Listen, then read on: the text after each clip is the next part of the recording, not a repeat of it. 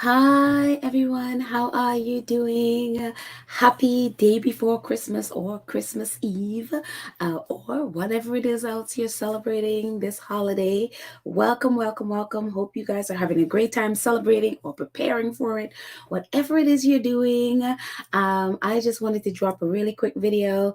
I won't be doing a live today, so I thought I'd drop a quick video just doing a little bit of an update about what's been going on. Our faves, we haven't heard from them. They're hopefully, prayerfully under their tree in Montecito, just relaxing away from all the drama online. And so that's what we wish for them and pray for them and hope for them. So that is fine. Let them stay there. And I just wanted to give a little bit of an update on what's going on with the sun. Um, some of you may have seen it if you're on Twitter or if you're on other social media platforms, you may have seen it. But late yesterday evening, the Sun decided they were going to do it's one of those, my advertisers are going to run away and they were not going to get advertiser money and they are pressuring us, so let's do something to pretend that we are apologizing, but we're really not apologizing. Quote unquote apology. So this is what they did yesterday. They posted this in their on their page on social media. So yeah. Um, anyway, so I'm gonna read it, and it's one of those things. But anyway, this is what it said. Jeremy Clarkson and the Sun. In last Saturday's Sun, Jeremy Clarkson wrote a comment article about the Duchess of Sussex. It provoked a strong response and led to a large number of complaints to IPSO, the independent press regulator.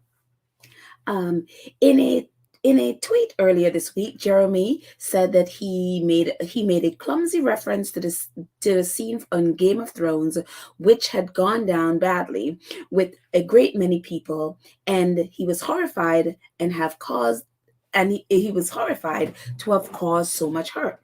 He also said he would be more careful in the future. Columnists' opinions are their own. But as a publisher, we realize that with free expression comes responsibility. We at The Sun regret the publication of this article, and we sincerely apologize. The article has been removed from our website and archives. The Sun was the Sun has a profound history of campaigning for help for heroes and Jab's army and Who Cares Wins, and over 50 years of working in partnership with charities. Our campaigns have helped change Britain for the better.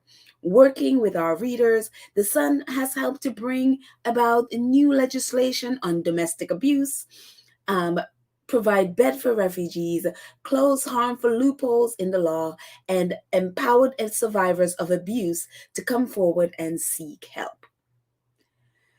And yeah, that is what the Sun decided to post yesterday. This was supposed to be their so-called apology. And again, as I said, this was one of those advertisers are leaning on them, so they have to write something to appease their advertisers, and so was their so-called apology. And if you notice, one of the big things that's not in there at all is an apology to Meghan. Actually, Meghan's name is not even in there. They did reference the Duchess of Sussex in their the comment article about the Duchess of Sussex, but there is no apology. That they didn't even mention her name. So there are some, people who have written letters to the IPSO and to ITV and all of those, like MPs and stuff. They're posting on Twitter like, "Oh, the Sun apologized to Meghan," and so we've been tweeting back at them like, "No, the Sun has not apologized to Meghan. The Sun put out a so-called apology because they're being leaned on." And they're seeing how bad it is going down. I assume they didn't expect this really bad, really a harsh response to this. And so that's why they put this out. This is our advertisers, again, our advertisers are leaning on us. And so we have to say something. And again, we heard from Jeremy Clarkson, and he has not apologized. Neither one of them has apologized. So for me, where I stand with this, and for many people who are looking at this, they're like, no, apology not accepted. One, this is not an apology, even though they're like, we should not have put it out, and we sincerely sorry. No, you're not. One, you've waited a week, and two, the person that you directed this hatred to, this violence to, you have not apologized at all to. And so, and then more egregious is the idea that the son, instead of doing the right thing and properly apologizing, would then decide to, oh, but yeah, let me throw in all the good deeds that I do to make up for the abuse that I put on people. Let me give you all the charities that I work with and all the good that I do. So that offsets the fact that I am abusing, that I just abused this woman and all the other people that they've abused. And most egregious is the very fact that they put in there that they that they helped brought about legislation on domestic abuse, and they've helped close loopholes in the law to empower survivors of abuse to come forward and seek help. I mean, the very idea that these people have the audacity to talk about, oh, but yes, we do all these things, but we help to enact laws to help abuser, to help the abused, or basically they've worked with abuse organizations that supposedly help people with abuse, especially women, help women who are in abusive situation. The fact that they would put this there, it's so despicable. And again, for me, even it's thinking about all these organizations in the UK, whether it's mental health, abuse, it's always so eye-opening, the people that they would associate themselves with for money.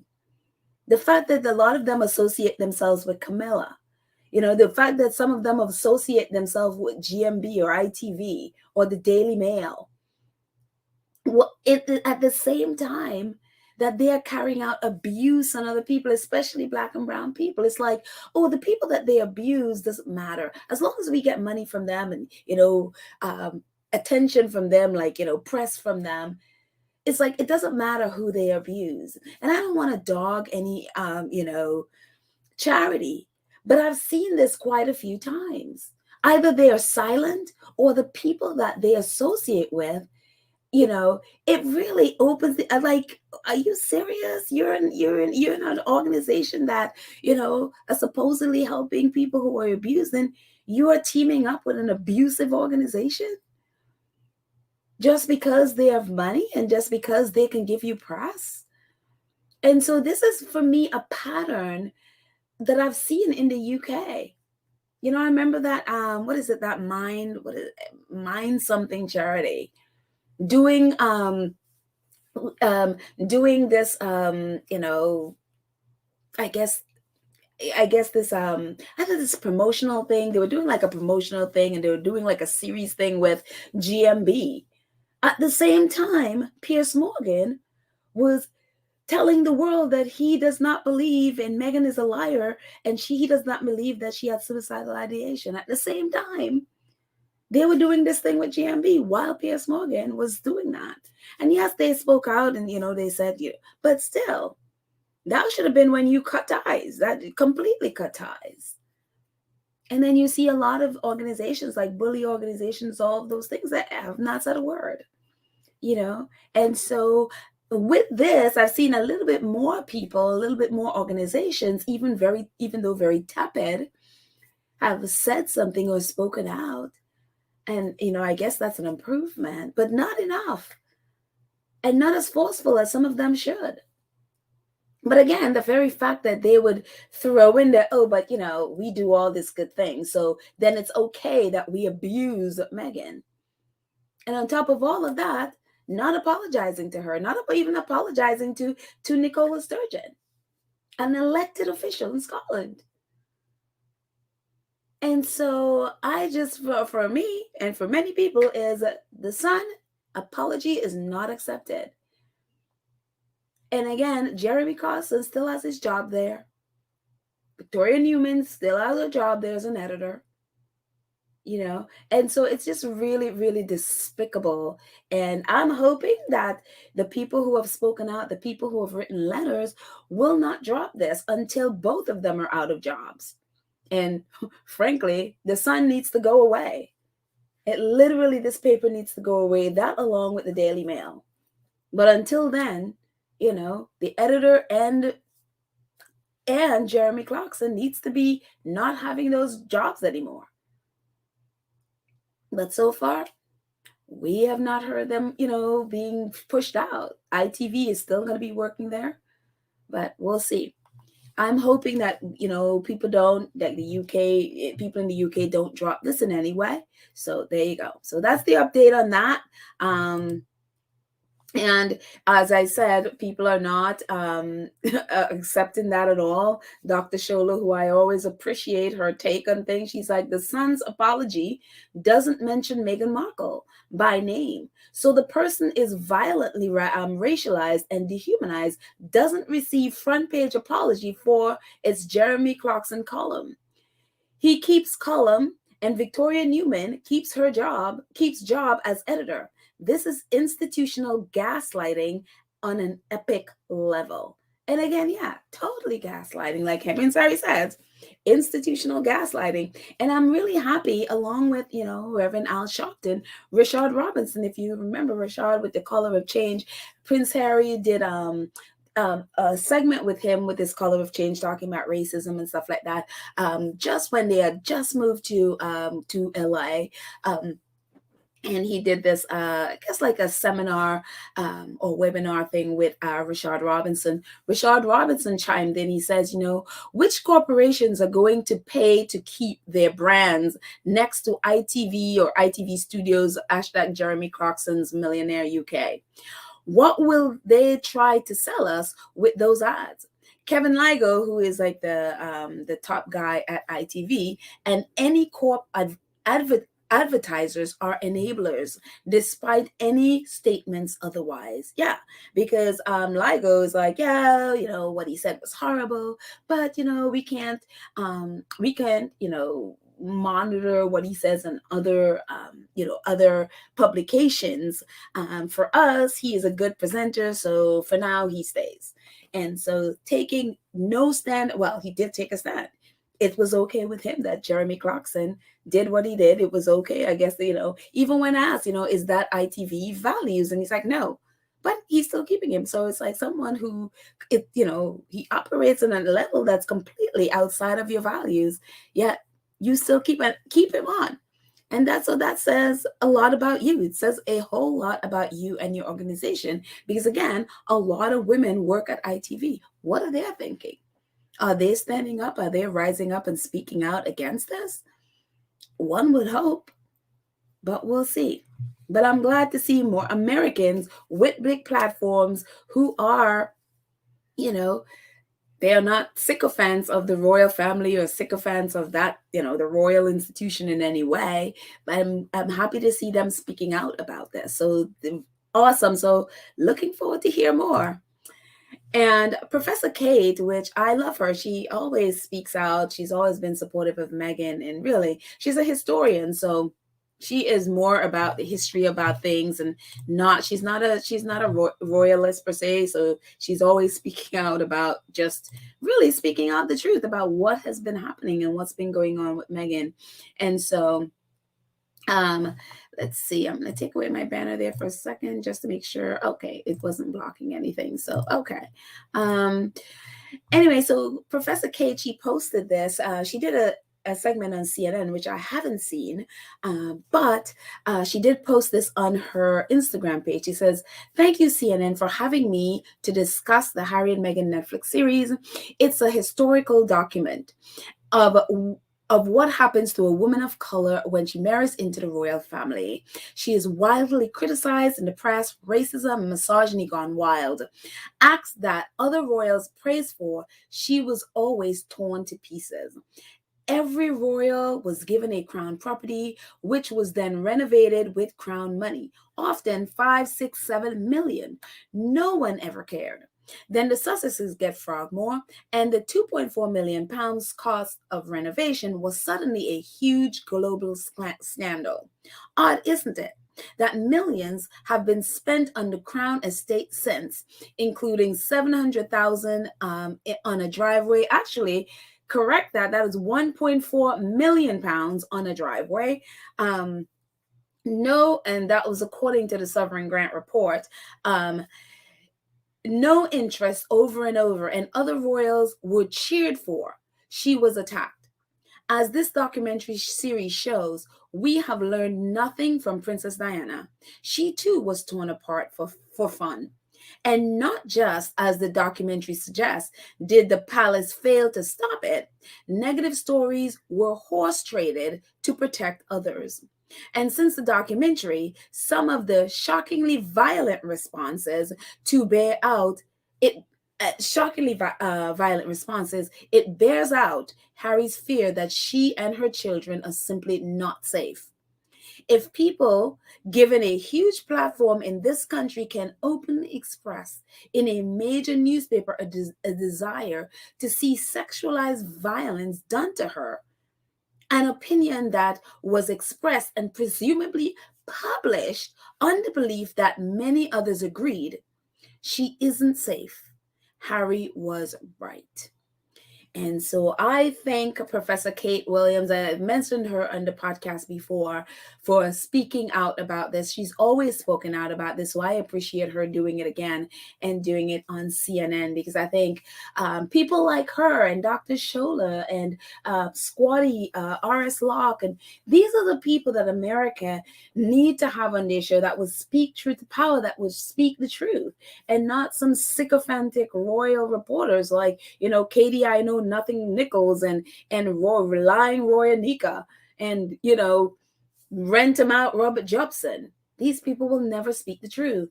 And so it's great to and again, I have not seen the CNN clips. So when I see it, if I see it, I will post it so you can watch it. But I'm glad that she was able to say this, and thank you, Professor Kate. Anyways, one of the things that's been happening with all of this is a public sentiment changing. We see, again, if you're on Twitter, again, which is the only place I really follow royal reporting, is, so many people are saying a lot of this, them saying the same things. A lot of people who weren't even weren't interested in the Sussexes, who didn't like them. Even apparently some derangers have, who I simply would not trust at all. They are still blocked. But apparently some of them are changing their tune after they've seen the documentary. They understand better who Harry and Meghan, who they are. I mean, a lot of people in the press who were kind of shady and negative are now changing their opinions, and young people in Britain are also changing their their view of the royals and the royal and about the monarchy. And so Independent wrote an article that says young British people want to abolish the monarchy in dramatic shift of public opinions. Survey shows the young would rather have an elected head of states. Like, hello, it's the year of the Lord 2022.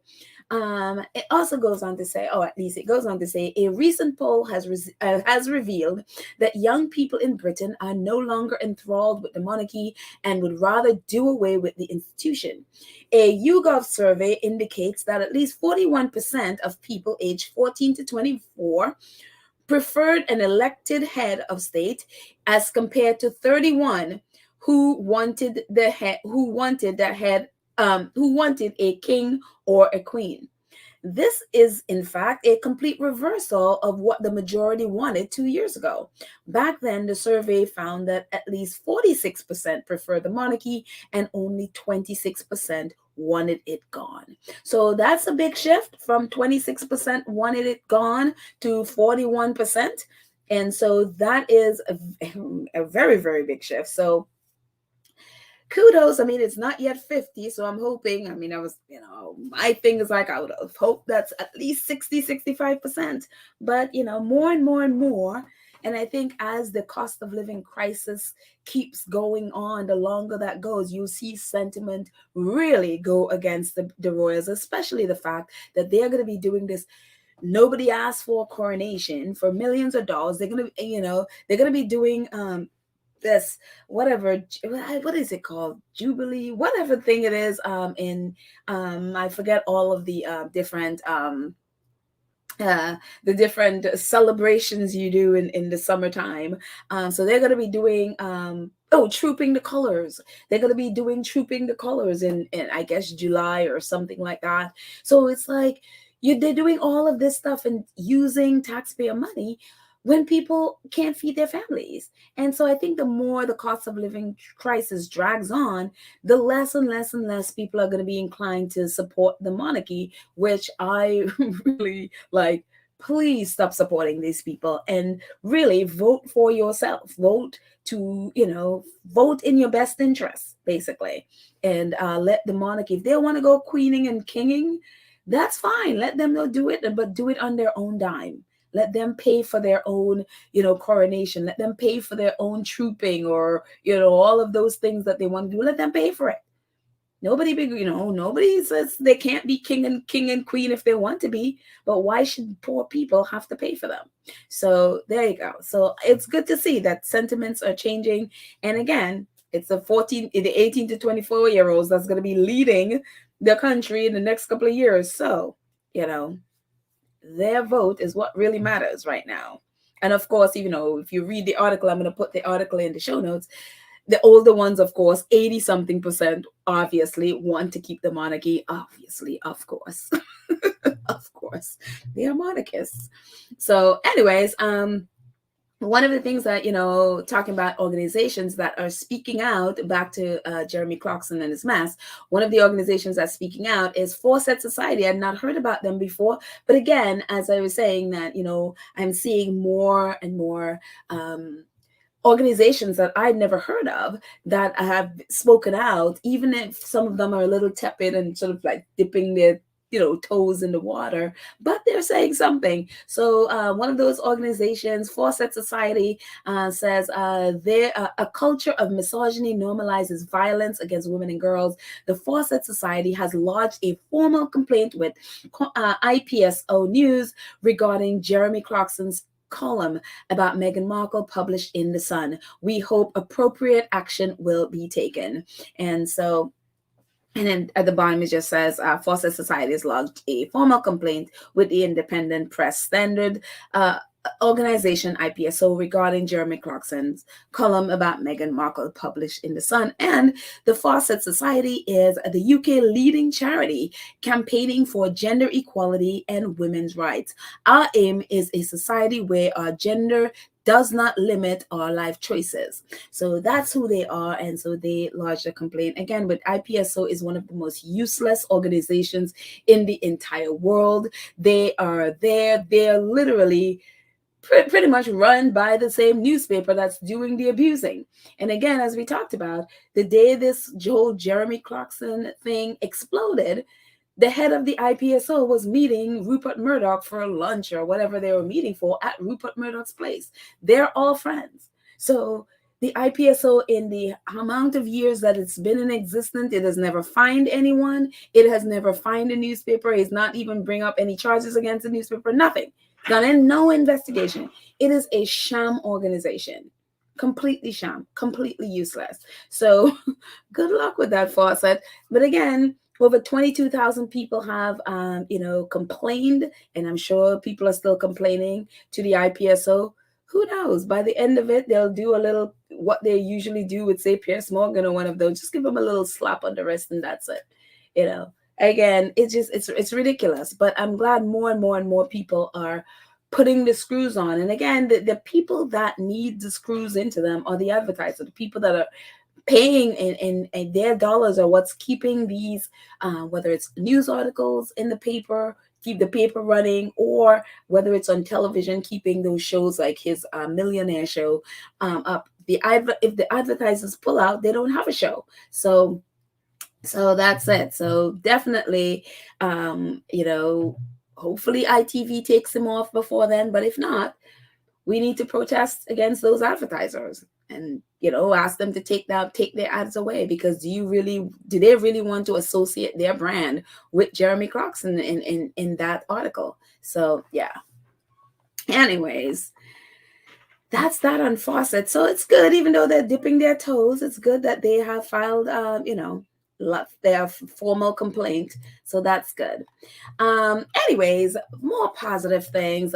This is just a reminder, because Archwell, as we know, earlier in the year, teamed up with Ving to do this wonderful giving project. And so where 14 to 18-year-olds, if you have 14 to 18-year-olds, they could nominate someone who could, like a woman who could really use $1,000, especially now in the holiday season. So if you have 14 to 18-year-olds, or if you know anybody with a 14 to 18-year-old, and they can, would be interested in nominating a woman who, it can't be somebody from their family, it has to be somebody outside who could really use $1,000, that would be amazing.